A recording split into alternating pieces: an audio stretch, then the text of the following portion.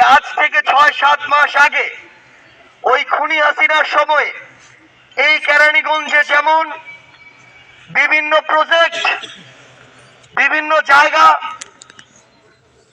বিভিন্ন প্লট নিয়ে বাণিজ্য চলতো, এখনো সেই চাঁদাবাজি এবং বাণিজ্যগুলো চলে।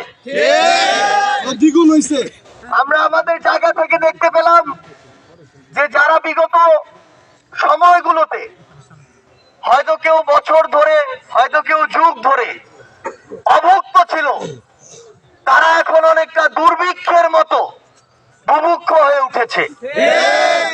আমরা আস্তে আস্তে দুই পাশে দেখছি যে কেরানীগঞ্জের যে একটি সুন্দর রাস্তা রয়েছে আসার, কিন্তু দুই পাশে যে খালগুলো প্রত্যেকটা এক একটা হয় ডাস্টবিনের মতো মনে হচ্ছে, না হয় নর্দমার মতো মনে হচ্ছে। অথচ এই খালগুলো যদি সুন্দরভাবে খনন করা যেত তাহলে হয়তো এই কেরানীগঞ্জে একটি পর্যটন স্পট হয়ে উঠতে পারত। আমরা দুই পাশে আস্তে আস্তে আমাদের জায়গা থেকে যেটি দেখছি যে এই খাল খননের জন্য, আপনার কেরানীগঞ্জের উন্নয়নের জন্য অসংখ্য বাজেট এসেছে, কিন্তু কিছু ভণ্ড পীর এবং তাদের মুরিদরা সেই বাজেটগুলোকে দেশের বাইরে পাচার করেছে। এখন সেই ভণ্ড পীরেরা যখন তাদের অপকর্মের দায়ে জেলখানায় রয়েছে, সেখান থেকে তারা আবার সবাইকে প্রস্তুত থাকার জন্য বলছে।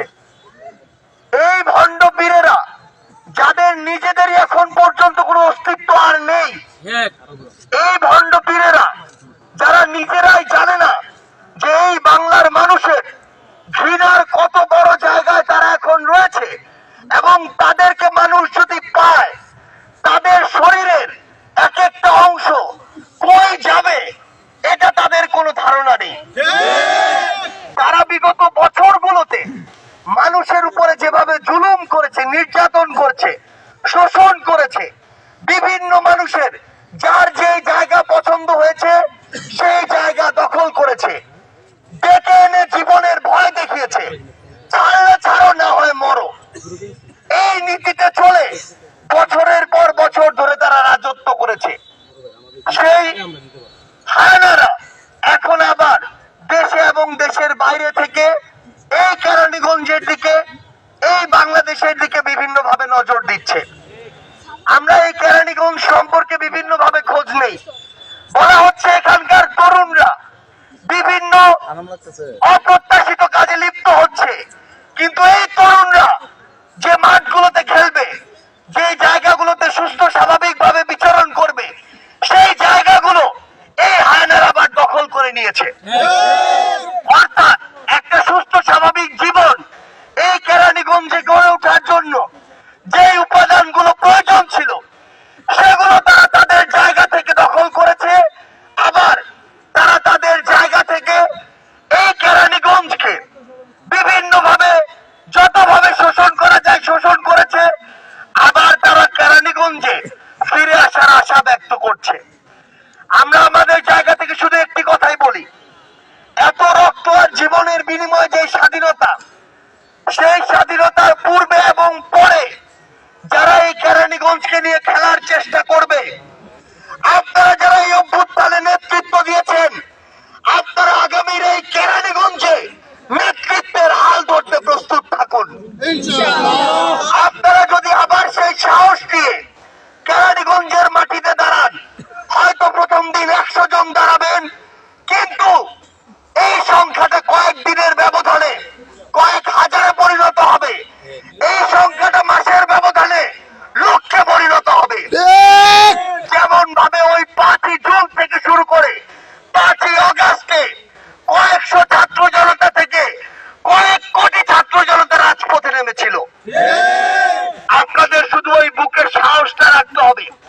একটা জিনিস মনে রাখবেন, এতদিন আমাদেরকে ব্যবহার করা হয়েছে, আমরা আর প্রশ্রয় দেয়নি, রাজপথে নেমেছি, কিন্তু রাজপথে নামার পরেই আমরা যে নতুন বিজয় পেয়েছি, এই বিজয়ের পর যেন আমাদের কেউ ব্যবহার না করতে পারে। আমরা যদি আমাদেরকে কারো কাছে বিক্রি করে দেই কিছু অর্থের বিনিময়ে, সাময়িক কিছু ক্ষমতার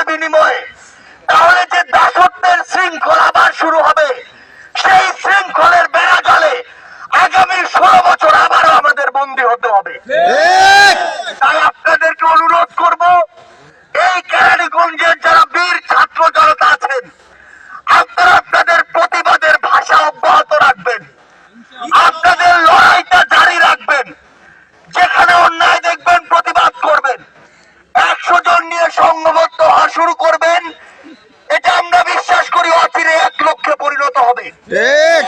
কেরানীগঞ্জের অফিসগুলোতে অলরেডি টাকা চালাচালি শুরু হয়ে গিয়েছে, পরিমাণটা এখন আগের চেয়ে আরো বেশি।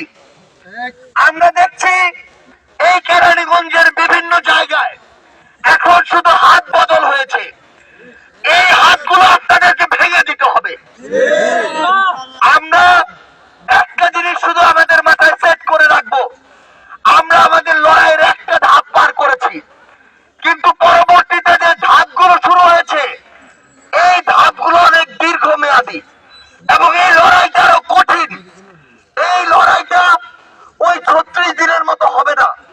এখানে আমাদের সংঘবদ্ধ হতে হবে, এখানে আমাদের বিচক্ষণ হতে হবে, এখানে আমাদের ঐক্যবদ্ধ হতে হবে।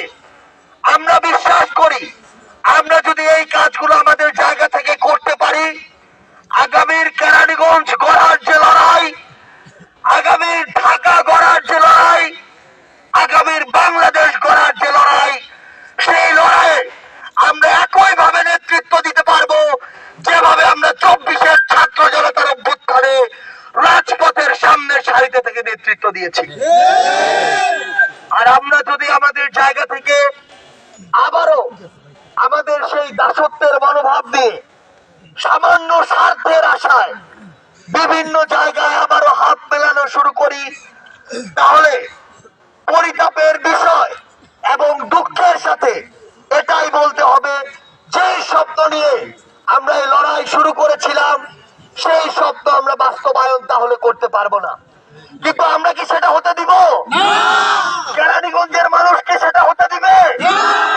আমরা কি হাত উঁচু করে একটা প্রতিজ্ঞা করতে পারি, এই কেরানীগঞ্জে আমরা কোনো চাঁদাবাজি হতে দিব না, এই কেরানীগঞ্জে আমরা কোনো দখলদারি